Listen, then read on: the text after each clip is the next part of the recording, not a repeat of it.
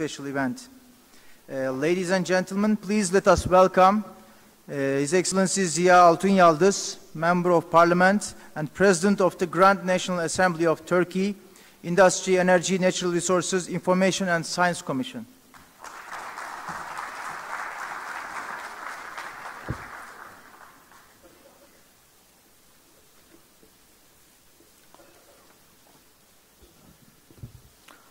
Good morning, everyone.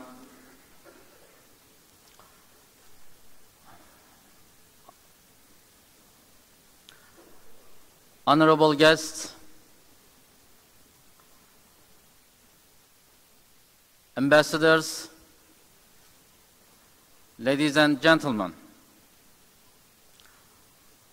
I am pleased to welcome you today in a beautiful city of Istanbul, like my friend Mr. Fatih says, and I extend my heartfelt greetings to each and every one of you.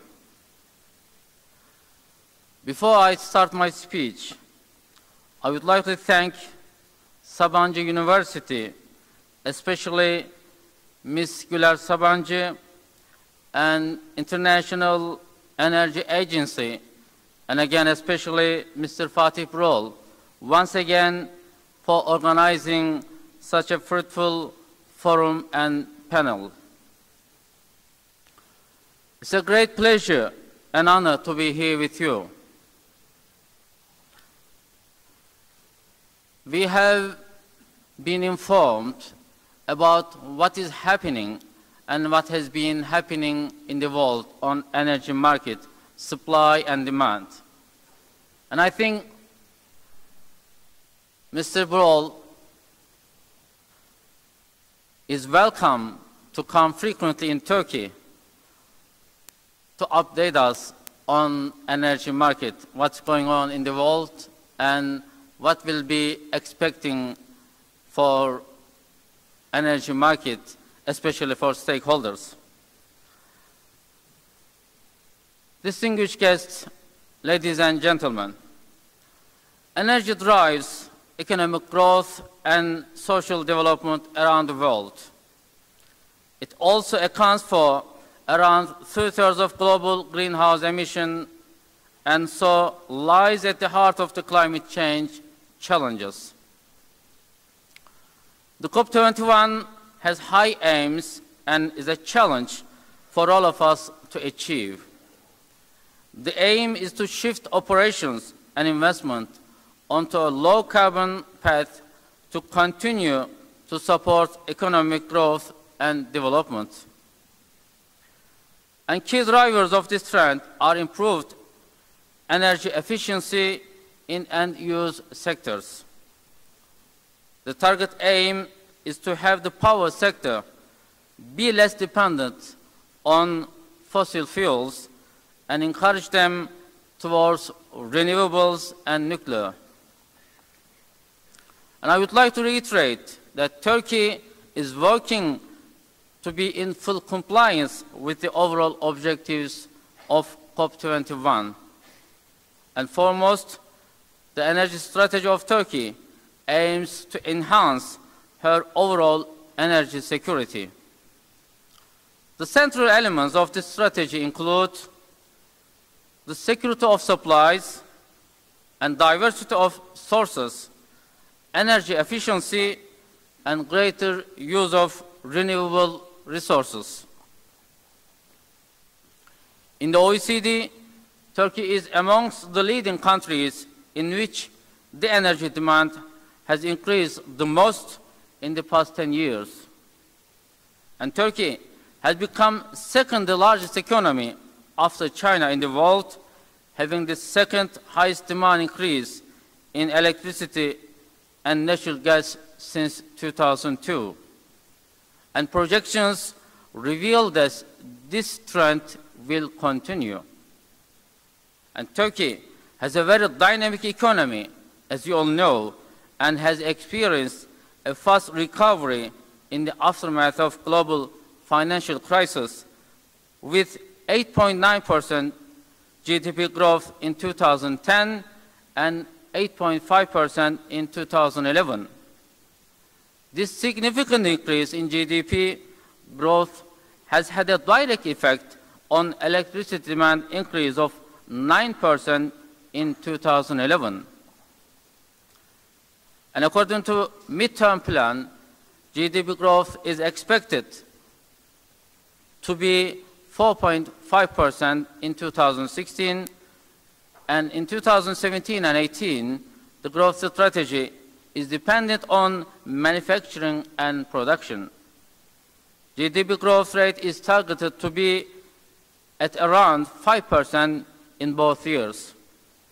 And the main drivers of energy demand could be named as follows: economic expansion and growth in income per capita, and positive demographic trends, and the rapid pace of urbanization. And the increase in energy demand is estimated to be around 6 per annum until 2023.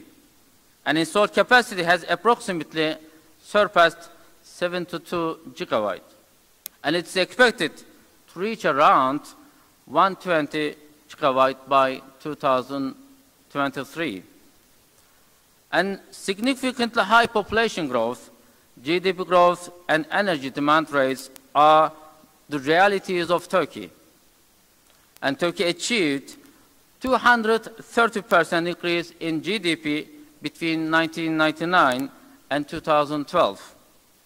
And its population has increased more than 30% since 1990. And Turkey energy demand increases by 6 to 7% every year.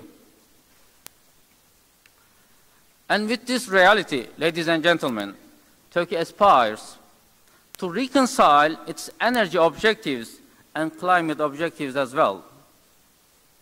And I would like to share briefly with you how Turkey is setting its energy to reconcile with the climate objectives.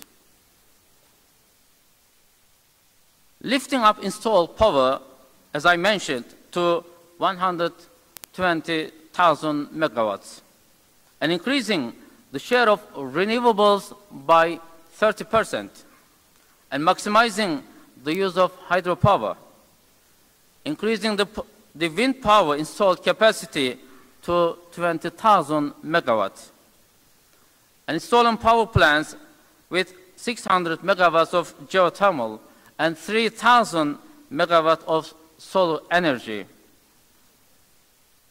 extending the length of transmission lines to 60,700 kilometers. The list continues, ladies and gentlemen, and Turkey aims extending the use of smart grids, raising the natural gas storage capacity to 5 billion cubic meter, and establishing energy stock exchange, commissioning nuclear power plants, and by 2023, 2 operational nuclear power plants, and with a 3rd under construction, and increasing energy efficiency in the industry, buildings, and transport sectors. Dear guests, ladies and gentlemen, in reference to the title of the forum, what implications does Paris agreements have for the energy industry? And I would like to state Turkey's position in the Paris Agreement.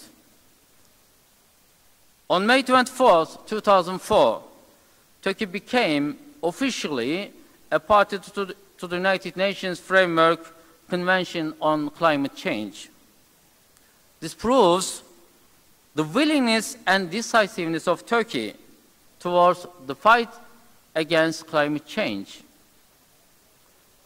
Kyoto Protocol states quantitative emission reduction goals according to the group of developed and developing countries towards the fight against climate change.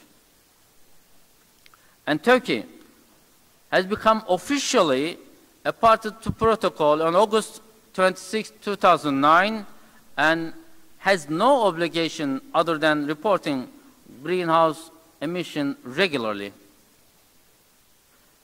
And Turkey doesn't have any emission reduction obligation until 2020 in accordance with Kyoto Protocol.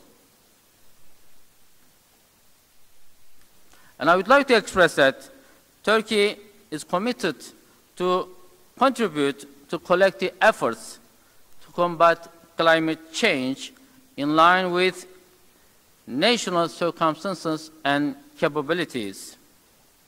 And Turkey believes and stresses the global agreement targeting the climate change is balanced, inclusive, leaving no country behind, and is based on realities.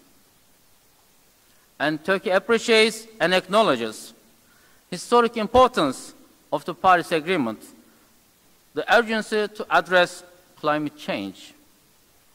And I would like to point out, Turkey, according to the World Bank classification, an upper middle income developing country, and is only responsible just 0.7% of the global emission since Industrial Revolution. And I would like to briefly inform you about the implication of Paris COP21.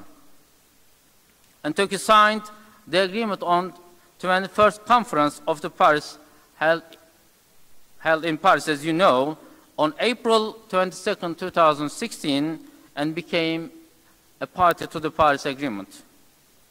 This agreement doesn't classify the countries by annexes, unlike the United Nations Framework Convention, and gives the countries the opportunity to identify their own levels of development. And in this context, as a developing country, Turkey submitted its intended national determined contribution, as Ms. Sabancı stated before, in the form of reduction from increase. And therefore, Turkey set important goals for 2030, particularly regarding renewable energies. Under the agreement adopted in Paris, COP21, the reference has not been made to the annexes of the agreement.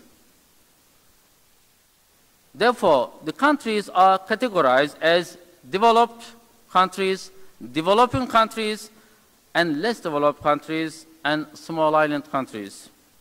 And no definition has been made with respect to the development levels itself. I think this should be addressed clearly. And on this occasion, on this point, let me just emphasize that Turkey should be categorized as developing country in line with the categorization of World Bank and other international organizations. As I stated, on the Paris Agreement, in my view, even though the Paris Agreement has been made recently, has been signed recently, it has, I think, many efficiencies to complete. And this criteria upon which developed and developing countries are distinguished is non-existent, although the concept do exist. Ladies and gentlemen, let me just conclude by remarking these additional 2 points. Significant climate action is already underway, as stated before. And the cost of renewable energy continues to fall, and many countries are implementing more demanding energy efficiency measures. And to achieve the necessary transformation of the world's energy system, and the energy community must be persuaded that energy investment must be redirected to low carbon area.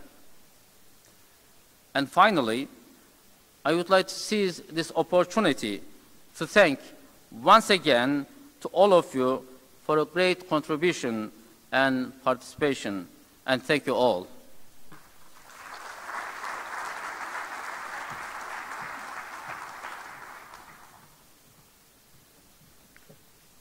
Thank you very much, Mr. Ziya.